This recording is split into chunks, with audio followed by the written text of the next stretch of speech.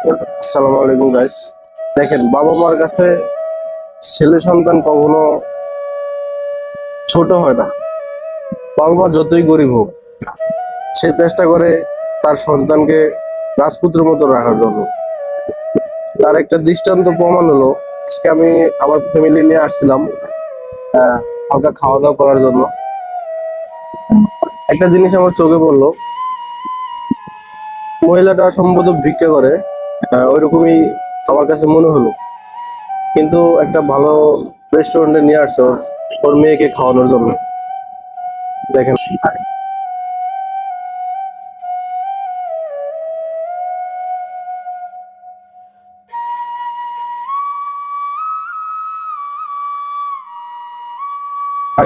বাবা মায়ের কাছে ছেলে মেয়ে কখনো ছোট হয় না, সবসময় রাজপুত্রের মতোই মনে হয়।